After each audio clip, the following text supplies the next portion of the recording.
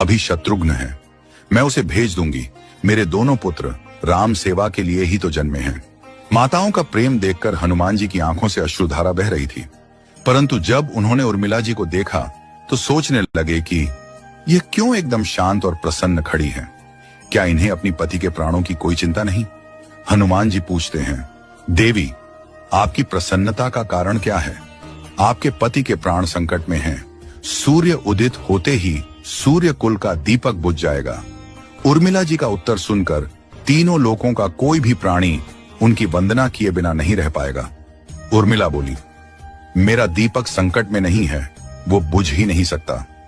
रही सूर्योदय की बात, तो आप चाहें तो कुछ दिन अयोध्या में विश्राम कर लीजिए, क्योंकि आपके वहां पहुंचे बिना सूर्य उदित हो ही नहीं सकता।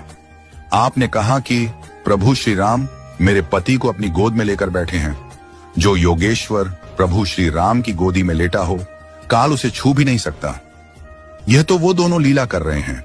मेरे पति जब से वन गए हैं तब से सोए नहीं हैं। उन्होंने न सोने का प्रण लिया था, इसलिए वे थोड़ी देर विश्राम कर रहे हैं, और जब भगवान की गोद मिल गई तो थोड़ा विश्राम ज्यादा हो गया। वे उठ जाएंगे।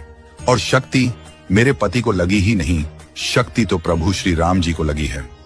मेरे पति की हर श्वास में राम है, हर धड़कन में राम, उनके रोम रोम में राम है, उनके खून की बूंद बूंद में राम है। और जब उनके शरीर और आत्मा में ही सिर्फ राम है, तो शक्ति राम जी को ही लगी, दर्द राम जी को ही हो रहा। इसलिए हनुमान जी, आप निश्चिंत होके जाए, सूर्य उदित नहीं होगा। राम राज्य की नींव जनक जी की बेटियां ही थीं, कभी सीता तो कभी उर्मिला। भगवान राम ने तो केवल राम राज्य का कलश स्थापित किया, परंतु वास्तव में राम राज्य इन सब के प्रेम, त्याग, समर्पण और बलिदान से ही आया।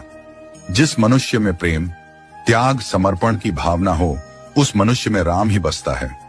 कभी समय मिले तो अपने वेद, पुराण, गीता, रामायण को पढ़ने और समझने का प्रयास कीजिएगा। जीवन को एक अलग नजरिए से देखने और जीने का शोर मिलेगा। लक्ष्मण सा भाई हो, कौशल्या माई हो, स्वामी तुम जैसा मेरा रघुराय हो, नगरी हो अयोध्या सी, रघुकुल सा घराना हो, चरण हो राघव के जहां मेरा ठिकाना हो त्याग भरत जैसा, सीता सी नारी हो, लवकुश के जैसी संतान हमारी हो, श्रद्धा हो श्रवण जैसी, सबरी सी भक्ति हो, हनुमत के जैसी निष्ठा और शक्ति हो। ये रामायण है, पुण्य कथा श्री राम की। जय जय श्री राम।